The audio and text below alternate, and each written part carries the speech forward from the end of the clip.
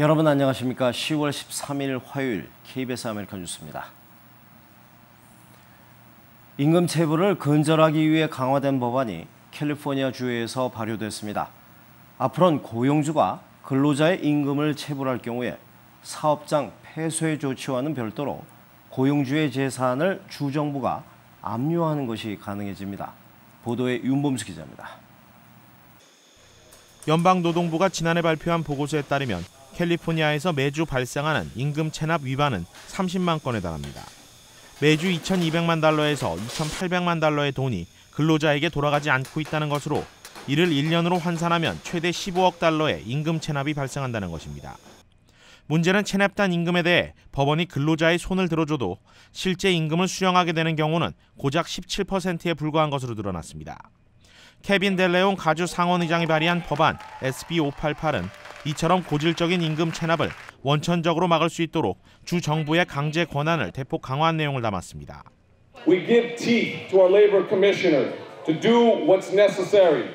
This is critical to the American dream. The idea that if you work and play by the rules, everyone has a fair shot to exceed. 제리 브라운 주지사가 법안에 서명하며 정식 발효된 SB 588에 따라 앞으로 임금을 체불한 업주는 법원 판결에 따라 최대 15만 달러에 달하는 공탁금을 걸어야 합니다. 업주가 이를 이행하지 않을 경우 가주 노동위원회가 업주의 재산에 근저당을 설정해 강제 징수할 수 있는 권한을 행사할 수 있습니다. 이번 SB 588은 특히 임금 체납에 대한 의무를 사업체가 아닌 업주 개인에게 지게 한다는 점에서 의미가 있습니다. We now are able to name those individuals on the wage claim, on the investigation, so that they will be held responsible even when the business closes.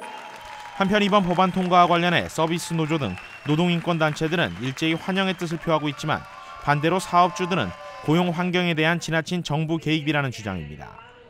특히 일각에서는 점차 고용 환경의 악화에 대한 우려와 한인 의류 봉제업계 등이 고심하고 있는 사업체 타주 이전 등의 현상이 가주업계 전체로 심화될 수 있다는 전망도 내놓고 있습니다. KBS 뉴스 윤범수입니다. 캘리포니아주는 재소자를 실제 화재 현장에 투입해 진화 작업을 돕게 하는 이른바 재소자 임시 소방대원제를 실시 중인데요. 그런데 이 임시 소방대원의 자격 범위를 폭력전과 재소자에게까지 확대할 방침이어서 이에 대해 논란이 커지고 있습니다. 노성욱 기자의 보도입니다. 캘리포니아 주 당국은 재소자들이 화재 진압 작업에 직접 투입되는 재소자 임시 소방대원의 자격 범위 확대 방안을 검토 중이라고 밝혔습니다. 현재는 포함되지 않고 있는 폭력전과 재소자까지 자격 범위를 확대해 부족한 현장 인원을 충당한다는 계획입니다. So we're expanding the criteria by just a little bit to consider some inmates who in the past might have been excluded because of their crime. 확대되는 자격 범위는 상해와 절도죄까지 포함되는데 5년 이하의 수감 잔여 기간도 7년 이하로 늘어나게 됩니다.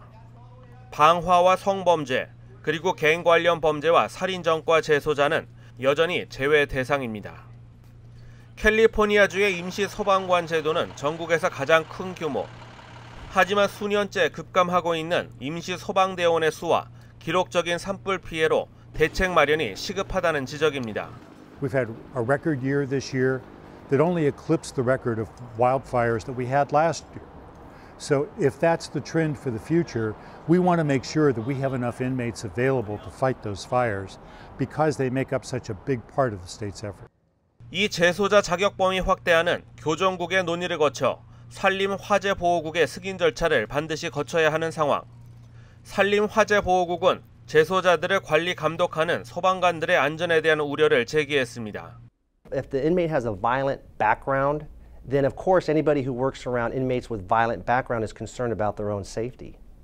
재소자를 소방대원으로 활용함으로써 캘리포니아주는 한 해 약 1억 2천만 달러의 재정을 절감하고 있는 것으로 알려졌습니다. KBS 뉴스 노승욱입니다. 콜럼버스 데이 퍼레이드가 어제 뉴욕 맨하튼에서 화려하게 펼쳐졌습니다. 하지만 엘래스카주와 오레곤주 포틀랜드시가 올해 공식적으로 미국 원주민의 날을 제정하는 등 콜럼버스 데이를 반대하는 여론도 본격화되고 있습니다. 뉴욕 김일강 통신원입니다. 뉴욕 맨하탄 5번가의 화려한 마칭 밴드.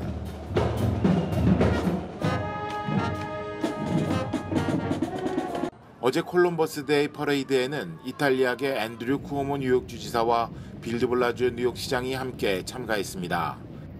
콜럼버스 데이는 지난 1937년 루즈벨트 대통령 때 10월 두 번째 주 월요일이 연방 공휴일로 지정되면서부터 국경일이 됐습니다. Oh, we love the parade. We try to come every year. We're Italian Americans and we're proud of our heritage. 이날 행진에는 이탈리안 전통 행렬과 함께 뉴욕시 경찰국과 소방국의 퍼레이드도 이어졌습니다. It's a really nice day out and there's a lot of different acts going on. Like there's some singers, there's lots of floats, and there's all the different workers in the city, like the sanitation workers, the police officers, and the fire department's here, which my dad is in. 하지만 최근 미국에서는 콜럼버스가 신대륙 원주민을 학살하거나 노예화했으며 이 과정에서 천연두 등 전염병을 전파한 사실 등이 알려지면서 부정적 인식이 확산되고 있습니다. 특히 지난 1989년 사우스 다코타주가 콜럼버스 데이를 대신해 원주민의 날을 처음으로 도입했고 올해는 알래스카주와 오레곤주, 포틀랜드 등 여러 도시가 이 대열에 합류했습니다. 지금까지 뉴욕이었습니다.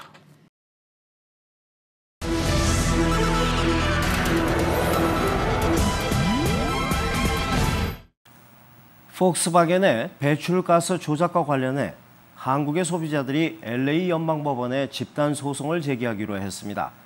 기업의 불법 행위를 강하게 처벌하는 미국의 제도를 통해 배상을 받겠다는 것인데요. 승소를 할 경우에 파장이 만만치 않을 것으로 보입니다. 보도에 서재희 기자입니다. 미국 법원에 소송을 제기하기로 한 국내 소비자는 폭스바겐의 파사트 구매자 51명입니다. 미국 테네시주 공장에서 생산된 점을 근거로 로스앤젤레스 연방지방법원에 소송을 내겠다는 겁니다. 매매 대금을 돌려달라는 요구와 함께 징벌적 손해배상도 청구할 계획입니다. 징벌적 손해배상은 기업이 고의적으로 불법 행위를 한 경우 실제 피해액 이상의 배상금을 물리게 하는 제도입니다. 우리나라에서는 얻을 수 없는 이와 같은 징벌적 손해배상의 가능성도 추구를 해야 된다. 징벌적 손해배상은 보통 3배에서 10배. 소송에서 이기게 되면 같은 차종 소유자 모두에게 효력이 미쳐 배상을 받을 수 있게 됩니다. 재판부 판단에 따라서는 12만 명에 이르는 국내 다른 차종 소유자들로 배상 범위가 넓어질 수도 있습니다. 국내 소비자들이 원정 소송에 나선 것은 폭스바겐 측이 미국에서와 달리 한국에서는 배상에 미온적 태도를 보이고 있기 때문입니다. 이 손해에 대해서 어떻게 해야 된다고 생각하십니까? Please bear us and get the result of the investigations, then we have clarity and then we can also address it to the public. 한편 폭스바겐 소비자 226명이 서울중앙지법에 추가로 소송을 제기하면서 지금까지 소송 참여자는 266명으로 늘었습니다. KBS 뉴스 서재입니다. 하버드 대학에 재학 중인 한인 학생이 한국의 안보 무임 승차론을 제기해온 공화당 대선 주자 도널드 트럼프를 정면 반박해서 쩔쩔매게 만들었습니다. 이 학생은 지난 4월 아베 신조 일본 총리가 미국을 방문했을 때도 일본 정부가 위안부 동원에 관여했다는 송곳 질문을 했던 학생입니다. 김성진 특파원입니다. 미 뉴햄프셔주에서 열린 중도 성향 정치단체 행사장. 한 한국계 하버드 대학생이 트럼프에게 질문을 던집니다. In terms of the defense spending on the Korean Peninsula, you said they didn't pay anything. However, I just want to get the facts straight and say that. 당황한 트럼프가 말을 끊습니다. From South Korea? I'm not. I was born in Texas, raised in Colorado. But I just want to say that no matter where I'm from, I just like to get my facts straight, and I want to tell you that that's not true. South Korea paid $861 million. 재치 있는 답변에 웃음이 쏟아지자 트럼프는 흥분하기 시작합니다. Excuse me. It's peanuts compared to what it's costing. 그러면서 자신의 주장을 되풀이합니다. But why are we defending Germany? Why are we defending South Korea? Why are we defending Japan? 이 학생은 하버드 대학에서 경제학을 공부하는 한국계 이민 2세 조셉 최, 한국 이름 최민우 씨입니다. 지난 4월 아베 일본 총리 미국 방문 때도 위안부 관련 질문을 던져 아베 총리를 쩔쩔매게 했던 학생입니다. 되풀이되는 한국의 안보 무임승차 주장에 대해 공화당 내에서조차 트럼프 후보가 아시아 영내 역학 관계에 지나치게 무지한 거 아니냐는 우려가 일고 있습니다. 워싱턴에서 KBS 뉴스 김성진입니다. 박근혜 대통령의 방미의 때를 맞춰서 미국인들이 한국을 어떻게 생각하는지 설문조사 결과가 나왔는데요. 83%가 한국과의 관계가 중요하다고 답했습니다. 또 유사시에 미군을 투입해 한국을 보호해야 한다는 인식도 관련 조사가 시작된 이후로 가장 높게 나타났습니다. 워싱턴 박유한 특파원입니다. And creating a set of shared goals between Korea and the U.S. can only stand to improve the lives of people in both countries. 미국의 비영리 단체 시카고 국제문제협의회의 설문조사 결과 미국인 10명 가운데 8명 이상이 한국과의 관계가 중요하다고 응답했습니다. 또 66%가 한국은 믿을 만한 동맹국이라고 답했습니다. 북한의 핵 개발에 대해서는 미국인들의 절반 이상이 미국의 안보에도 심각한 위협이 될 걸로 인식했습니다. Ultimately, sanctions, economic sanctions, political sanctions are probably the way to go. Military force, I don't know if we want to go that far just yet. 북한의 핵 개발을 막기 위해서는 75%가 외교적인 노력을 지속해야 한다고 답했고 북의 핵시설을 공격해야 한다는 응답은 36%에 그쳤습니다. 북한이 한국을 침략할 경우 미군을 투입해 한국을 보호해야 한다는 데는 47%가 동의했습니다. 47%는 관련 조사가 시작된 이후 가장 높은 수치입니다. 1974년 첫 조사 때는 채 20%가 되지 않았습니다. 이번 조사는 지난 5월과 6월 미국 전역에서 성인 남녀 2천여 명을 대상으로 이루어졌습니다. 워싱턴에서 KBS 뉴스 박유한입니다. 요즘 건강을 위해서 서서 일하시는 분들 많으실 텐데요. 서서 일하기가 정작 건강엔 큰 도움이 되지 않는다는 연구 결과가 나왔습니다. 앞서 다른 연구 결과에선 앉아있는 시간을 줄일 것을 권장했는데요. 연구 결과들이 상반돼 보이지만 새겨들을 부분도 있습니다. 호솔지 기자입니다. 의자가 사라진 교실, 학생들은 서서 공부를 합니다. 직장에서도 서서 일하는 직장인들이 부쩍 늘었습니다. 영국 공중보건국은 오래 앉아 있으면 암 발병률과 비만, 조기 사망 위험이 증가할 수 있기 때문에 근무 시간의 절반 정도를 서서 일하라고 권장합니다. Sitting time was associated or signaled a 15 to 20% higher risk of death, heart disease, cancer. Effects on diabetes were actually most pronounced, about 90%.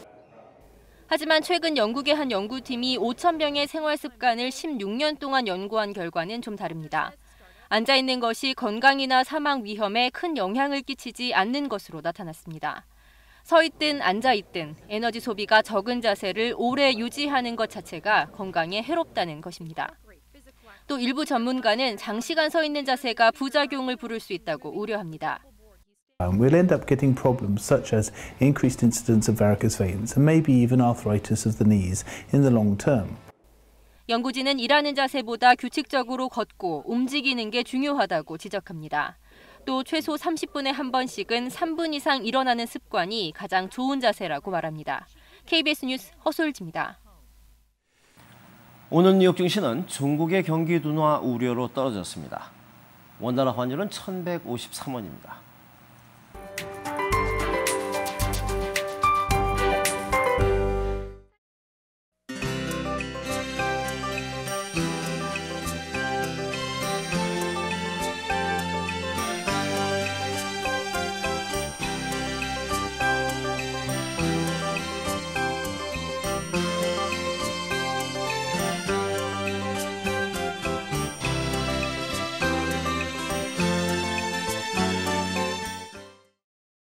화요일 밤 KBS 아메리칸 뉴스를 마칩니다. 시청해주신 여러분 고맙습니다.